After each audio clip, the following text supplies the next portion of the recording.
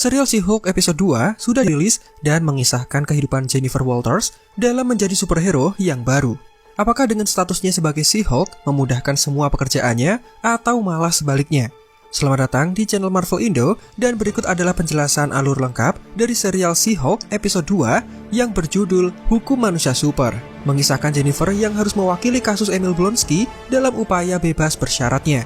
Seperti biasa, buat kalian yang baru bergabung atau baru menemukan channel ini, silakan klik tombol subscribe-nya dan nyalakan lonceng notifikasinya agar kalian menjadi yang pertama tahu tiap kali kami memposting video terbaru.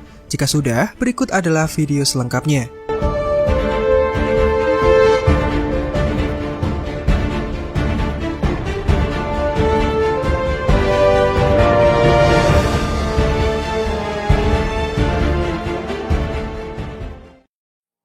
Kabar seputar pahlawan super baru yang menyelamatkan acara persidangan kemudian viral dan ramai diberitakan. Channel berita lokal mengabarkan ada seorang influencer berkekuatan super yang dikenal sebagai Titania kabur dari sidang pelanggaran lalu lintas dan kemudian mengacau. Beruntung, Jennifer ada di sana dan kemudian mengamankan wanita tersebut. Para juri yang ada di sana merasa berterima kasih karena sudah diselamatkan. Dan seorang saksi bahkan menyebut pahlawan super yang baru itu sebagai She-Hulk karena mirip dengan Hulk tapi seorang wanita. Malam harinya, Jennifer ditemani Nikki kemudian menuju sebuah bar, lokasi yang memang sering mereka kunjungi ketika sedang gabut. Kebetulan bar itu disewa dan malam itu dihadiri oleh semua rekan dari badan hukum terutama delegasi pengacara. Pengunjung di dalam bar terdengar bersorak dan memanggil nama She-Hulk, sementara Jennifer sendiri merasa nama itu konyol dan memalukan. No. Sesuai saran dari Nikki, Jennifer kemudian berubah menjadi wujud She-Hulk dan masuk ke dalam bar agar tidak mengecewakan para penggemarnya. Begitu masuk, para pengunjung langsung menyambutnya dan She-Hulk kemudian minum segelas whisky. Terlihat, Dennis kemudian datang dan mengajaknya bicara. Rival dan saingan Jennifer dalam bekerja sebagai pengacara itu kemudian menyindir Jennifer yang memamerkan kekuatannya agar mendapatkan atensi dari masyarakat. Jennifer terlihat terkejut karena hanya Dennis yang berpikiran seperti itu. Saat pria itu menanyakan dari mana asal kekuatan She-Hulk, Jennifer kemudian memutuskan untuk tidak menghiraukannya. Nikki kemudian kembali dengan segelas minuman. Saat dia memuji Jennifer karena bisa menjadi seorang Avengers, Jennifer langsung menolak pemikiran itu karena dia benar-benar tidak tertarik menjadi seorang pahlawan super. But you could be an Avenger. Do the Avengers offer healthcare? Dari dulu, dia sudah memutuskan untuk bersekolah dan mengambil jurusan hukum. Dia bahkan memiliki hutang biaya pendidikan yang tidak sedikit, semua demi cita-citanya sebagai seorang pengacara. Terlebih, Jennifer beranggapan kata superhero hanya berlaku untuk orang yang narsis, miliarder, dan anak yatim piatu dengan takdir yang besar. Sekali lagi, Jennifer menegaskan dia tidak tertarik menjadi pahlawan super apalagi seorang Avengers. Nah, pada saat yang sama, datanglah seorang pria tua yang kemudian menghampiri Jennifer. Pria itu meminta Jennifer agar mengubah kembali tubuhnya menjadi wujud manusia karena akan membahas hal yang serius. Jennifer kemudian berubah, namun dia sempoyongan dan terjatuh efek dari alkohol yang diminumnya. Pria itu kemudian berbicara dan ternyata dia adalah atasan Jennifer yang mempekerjakannya sebagai pengacara dalam kasus melawan GLKNH. Poin dalam pembicaraan ini adalah akibat Jennifer yang berubah menjadi She-Hulk dan menyelamatkan para juri, GLKNH sebagai oposisi kemudian merasa para juri akan condong kepada Jennifer karena mereka sudah diselamatkan. Akibatnya, kasus persidangan itu dibatalkan dan Jennifer dipecat karena atasannya tidak bisa mempekerjakan seorang superhero. Keesokan harinya, Jennifer terbangun dan teringat bahwa dirinya sudah dipecat. Tidak putus semangat, dia mencoba melamar ke berbagai kantor kejaksaan yang mungkin membutuhkan pengacara. Sayangnya, sudah banyak kantor yang dituju, tapi mereka semua menolak Jennifer setelah tahu tindakannya yang mengganggu kegiatan persidangan. Padahal kita semua tahu, Jennifer melakukan hal itu atas dasar kebaikan. Penolakan ini membuatnya menjadi stres sepanjang malam. Nah, pada hari berikutnya, Jennifer ditemani Nikki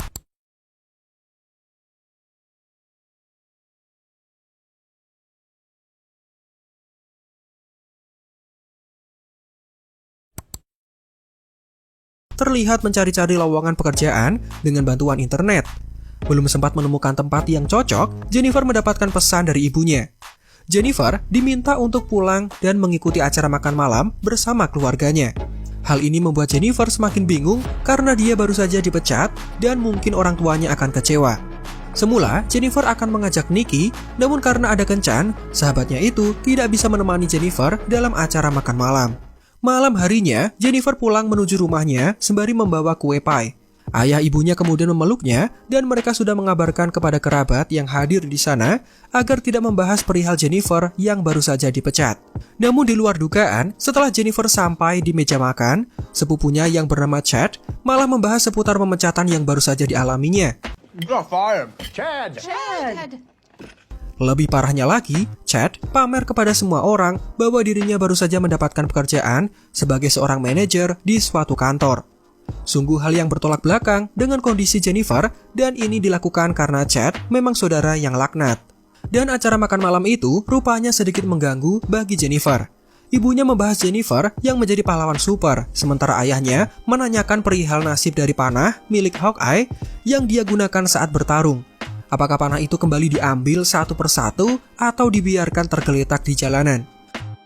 Terlihat, semua terus mengoceh tentang hal-hal berbau superhero, sementara Jennifer yang tidak tertarik dengan dunia kepahlawanan hanya bisa diam, berharap semua cepat berlalu karena merasa semua ini sangat membosankan. Ayahnya yang tahu anaknya sedang tertekan, kemudian mengajaknya pergi menuju sebuah ruangan. Ayahnya bertanya bagaimana kabar anak perempuannya, dan disinilah Jennifer mengungkapkan semua keluh kesahnya. Jennifer menganggap dunia tidak adil karena statusnya sebagai She-Hulk. Dia menjadi terkenal, diberitakan di mana-mana, dan dianggap pahlawan karena sudah menyelamatkan orang-orang saat insiden bersama Titania. Namun sisi buruknya, dia malah dipecat dan kesusahan mendapatkan pekerjaan sebagai seorang pengacara, semua karena statusnya sebagai She-Hulk. Ayahnya mencoba menenangkan dengan mengatakan tindakan Jennifer sudah benar. Dia rela mengorbankan pekerjaan demi menyelamatkan orang-orang tidak berdosa. Ayahnya kemudian menyarankan agar Jennifer terus semangat dan kelak bisa melewati semua ini. Terlebih perbuatannya tidak separah Hulk yang berkali-kali menghancurkan kota. Dengan pembicaraan ini, Jennifer menjadi sedikit lebih lega dan sebagai wujud terima kasih, Jennifer membantu ayahnya dalam menyelesaikan kegiatan sehari-hari. Membantu meletakkan TV agar menempel di dinding dengan pas, mengangkat bagian belakang mobil agar mempermudah memperbaiki rodanya, juga membawa 6 galon air mineral sekaligus demi meringankan pekerjaan ayahnya. Sungguh perbuatan yang patut dicontoh anak-anak agar berbakti kepada orang tua mereka. Setelah makan malam, Jennifer kembali menuju bar untuk menghilangkan stres. Tiba-tiba datang seorang pria yang dikenal sebagai Holden Holloway. Dia adalah pimpinan dari GLKNH, kantor advokat yang semula menjadi lawan Jennifer dalam persidangan. Ternyata, kedatangan Holloway kemari bukan hanya untuk mentraktir Jennifer minum. Dia tahu bahwa Jennifer baru saja dipecat dan kemudian ingin merekrutnya menjadi pengacara dari GLKNH. Saat melawan Jennifer dalam persidangan, Holloway menyadari Jennifer bukanlah pengacara biasa. Berani melawan GLKNH bukanlah perkara yang mudah, namun Jennifer bisa melawannya. Setelah semua yang dilalui, ditolak kesana kemari, Jennifer kemudian sepakat untuk mau bergabung setelah melihat peluang emas ini. Jennifer hanya membutuhkan satu syarat. Dia menginginkan paralegalnya sendiri, atau istilahnya, dia sendiri yang menentukan siapa rekan hukumnya dalam menjadi pengacara. Hal itu bukanlah masalah bagi Holloway, dan mulai detik ini, Jennifer tidak lagi menjadi pengangguran. Pada hari berikutnya, Jennifer sudah berpakaian rapi dan menuju kantor GLKNH. Sambil berjalan, Holloway menjelaskan bahwa dia membentuk divisi baru yang dikenal sebagai divisi pahlawan super. Ini dilakukan setelah melihat banyaknya superhero yang bermunculan, dan Jennifer alias She-Hulk dipilih sebagai wakil dari divisi ini. Sebagai perwakilan, tentu Jennifer harus menunjukkan sisi pahlawan supernya.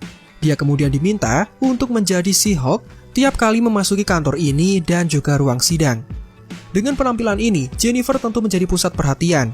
Sebenarnya, dia merasa kesal, namun karena ini perintah dari atasannya, Jennifer tidak bisa berbuat apa-apa. Jennifer kemudian mendapatkan kantor pribadi dengan Nikki yang menjadi paralegalnya. Mereka kemudian disambut oleh pria bernama Puck yang menjadi rekan sesama pengacara di kantor ini. Nah, setelah resmi menjadi bagian dari GLKNH, kasus pertama yang harus dihadapi Jennifer adalah pembebasan bersyarat bagi Emil Blonsky alias Abomination. Your first case is the parole of Emil Blonsky. Hal ini tentu mengejutkan bagi Jennifer karena Blonsky adalah penjahat super yang sempat mengincar Bruce, bahkan ingin membunuhnya. Dengan hubungan baiknya bersama Bruce sebagai sepupunya, Jennifer tentu memilih untuk menolak kasus ini. Namun Holloway mengatakan justru Blonsky sendiri yang meminta Jennifer untuk menjadi pengacaranya setelah mengetahui hubungannya dengan Bruce Banner. Upaya pembebasan bersyarat untuk Blonsky tentu memicu keramaian publik dan kontroversi jika kasus ini diangkat. Oleh karena itu, atasannya memerintahkan Jennifer untuk menemui Blonsky secara langsung agar mengetahui bagaimana argumen dari calon kliennya. Tidak lama kemudian, Jennifer terlihat menuju sebuah penjara dengan tingkat keamanan yang sangat ketat. Lokasi ini dinaungi oleh DODC alias Department of Damage Control, lembaga penegak hukum yang bertugas mengamankan individu berkekuatan super, juga menyita artefak-artefak dan benda asing yang dianggap berbahaya. Nah, di depan pintu masuk, Jennifer diminta untuk berubah menjadi wujud manusia karena kekuatan super tidak diperbolehkan untuk dimunculkan di dalam penjara. Jennifer kemudian mulai masuk dan mendengarkan arahan dari penjaga yang memandunya. Dia juga diminta untuk menandatangani dokumen persetujuan yang ditetapkan penjara ini. Jennifer akhirnya sampai dan bertemu dengan Emil Blonsky. Mengejutkannya, dia berwujud manusia biasa, bukan menjadi abomination seperti yang dibayangkan Jennifer sebelumnya. Saat menanyakan hal ini, Blonsky kemudian menjawab bahwa dirinya sudah mampu mengendalikan kekuatannya dan memilih untuk tidak berubah menjadi abomination. Tanpa basa-basi, Blonsky kemudian mengutarakan pendapatnya. Dia sadar dulu dirinya sempat memburu Hawk dan bahkan ingin membunuhnya. Namun perlu diketahui, itu bukan masalah pribadi antara dirinya dengan Bruce Banner. Blonsky diminta langsung oleh pemerintah Amerika untuk melakukan hal itu. Dahulu Blonsky adalah prajurit terhormat dengan banyak penghargaan. Dia diminta mengatasi ancaman dari Hawk dan menerima tawaran itu karena menganggap tugasnya mulia dan bisa menyelamatkan orang-orang tidak berdosa. Blonsky menganggap dirinya sebagai seorang pahlawan seperti Kapten Amerika jika mengikuti misi itu. Namun kenyataannya, dia malah dianggap sebagai pengacau, terlebih ditambahkannya dosis serum super soldier mengakibatkan Blonsky brutal dan merusak kota Harlem. Blonsky merasa semesta tidak adil kepadanya karena Hawk mendapatkan pujian setelah menyelamatkan manusia, sementara dirinya dikurung dalam penjara super ketat ini. Padahal, dia sudah memiliki 7 belahan jiwa yang dikenalnya melalui program Sahabat Pena yang diikutinya di dalam penjara ini. We have 7 soulmates that I met through the prison pen pal program that I want to. Jika bisa bebas, dia akan menjalani kehidupan baru dengan 7 belahan jiwa tersebut. Nah, mendengar kesaksian itu, Jennifer kemudian paham dengan maksud dan tujuan Blonsky, namun tetap, Dewan Bebas bersyarat butuh bukti bahwa Blonsky menyesali perbuatannya. Ternyata, hal itu sudah dipersiapkan oleh Blonsky dengan membuat banyak haiku atau semacam puisi yang mengekspresikan kesedihan dan penyesalan untuk setiap korban dari perbuatan Blonsky selama menjadi abomination. Setelah berbicara 4 mata, Jennifer kemudian memutuskan untuk berpikir kembali dan mempertimbangkan agar membantu Blonsky dalam usaha bebas bersyaratnya. Nah, sekarang coba kalian pikir, apakah statement yang diutarakan Blonsky terlihat sama dengan kondisinya semasa mengincar Hawk dulu? Apakah dia sudah benar-benar berubah dan menjadi pribadi yang baik, atau ini hanya akal-akalannya agar bisa bebas? Dan 7 belahan jiwa yang dimaksud, apakah benar-benar wanita yang dikenalnya setelah mengikuti program Sahabat Pena? Atau yang dimaksud ternyata adalah para anggota Thunderbolt yang akan ditemui Blonsky setelah bebas dari penjara? Apakah pemikiran kalian sampai ke sana?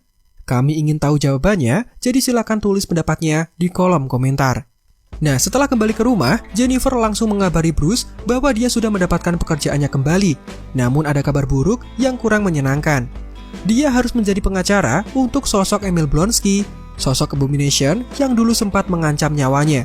Di luar dugaan, Bruce malah merasa senang sepupunya kembali mendapatkan pekerjaan dan meminta Jennifer untuk mengangkat kasus itu. Dia merasa kejadian pertarungan melawan Blonsky sudah terjadi sangat lama dan dia sudah melupakannya.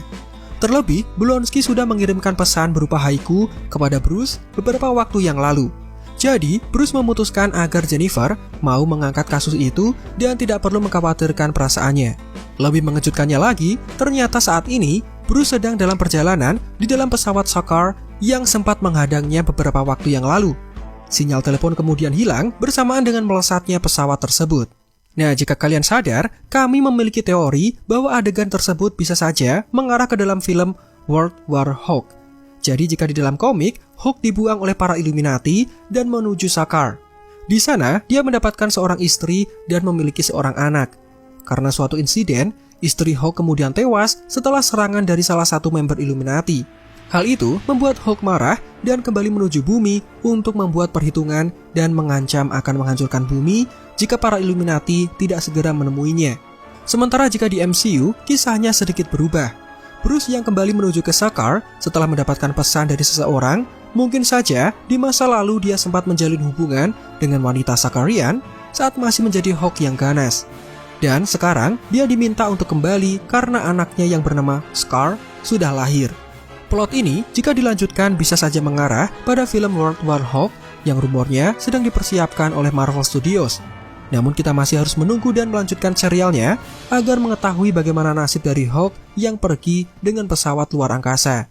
Kemudian Jennifer merasa senang karena sudah mendapatkan izin dari Bruce Banner. Dia kemudian mengabari atasannya bahwa dirinya bersedia mengangkat kasus Emil Blonsky.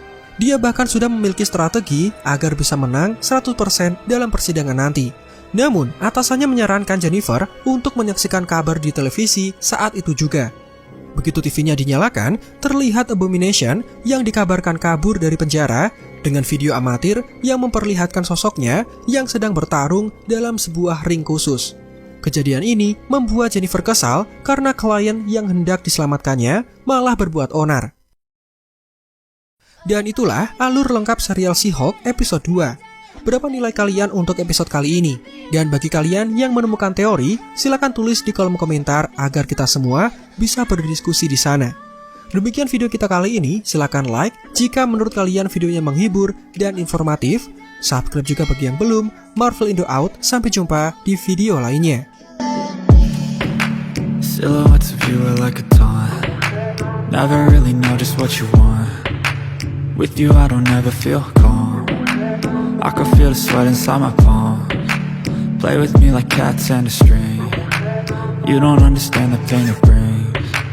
You don't ever want